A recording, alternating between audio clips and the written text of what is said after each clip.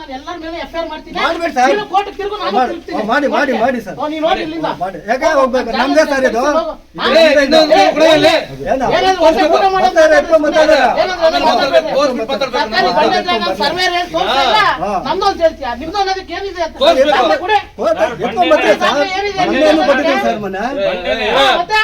ಬಂಡೆ ಅಂದ್ಮೇಲೆ ಮುಗಿತ್ರಿ.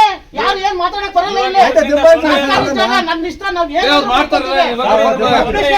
ಮನೆ ಕಟ್ಟಕ್ಕೆ ಕೊಡ್ತೀವ, ದಾರಿ ಮೇಲೆ ಮಾಡ್ತೀವ, ನಮ್ ಇಷ್ಟ ಅದು, ಜಮೀನ್ ಅದು. ನೀವು ಮಾತಾಡಕ್ಕೆ ಬರಲ್ಲ.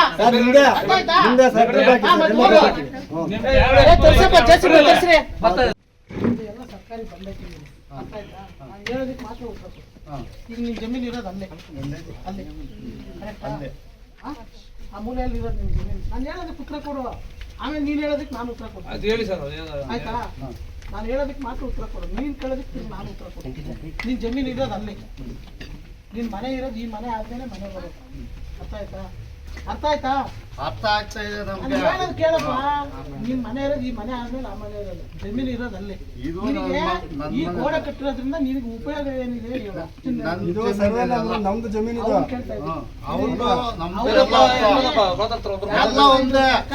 ಸರ್ಕಾರಿ ಜಮೀನು ಅದು ಹೇಳ್ತಾ ಇದ್ರ ಎಲ್ಲ ಒಂದೇ ಅಲ್ಲ, ಹೇಳ್ತಾ ಇದ್ರ ನೀವೆಲ್ಲ ಕಾಲದಿಂದ ಎಲ್ಲ ಜಪಾಕೆ ಅರ್ಜಿ ಕೊಡು.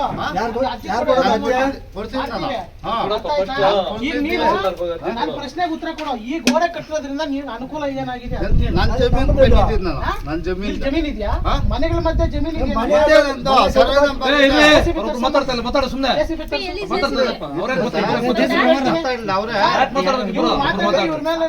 ನಾನು ಹೇಳ್ತೀನಿ, ನಮ್ ಸರ್ಕಾರಿ ಕೆಲ್ಸಕ್ಕೆ ಅಡ್ಡಿಪಡಿಸಿದ್ದಾರೆ, ಕಾನೂನು ರೀತಿ ಕ್ರಮ ತಗೊಳ್ಳಿ ಅಷ್ಟೇ ನಾನು ಹೇಳೋದು. ಹೌದು, ಎಲ್ರು ದೆಬ್ಬಾಕಿ. ನೀನ್ ಏನ್ ಮಾಡ್ತೀವಿ ಮಾಡ್ಕೋಗು, ನಾನು ದಬ್ಬಾಕ್ತೀನಿ.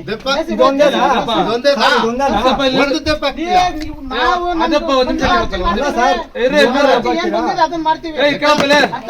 ಸರ್ಕಾರ ಜಾಗದಲ್ಲಿ ಯಾರಿದ್ರೆ ಎಲ್ಲ ದೆಬ್ಬಾಕಿ. ಯಾರು ಅಡ್ಡಾಡ್ ಬರ್ತಾರೋ ಅವ್ರ ಮೇಲೆ ಎಲ್ಲ ಎಫ್ಐಆರ್ ಮಾಡಿ ಹೇಳ್ತೀನಿ. ಮಾಡಿ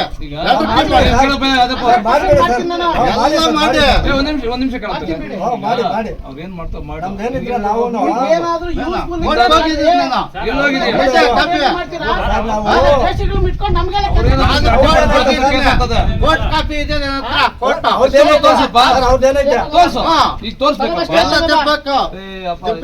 ಕಾಪಿ ಇಟ್ಕೊಂಡಿದ್ದೀವಿ.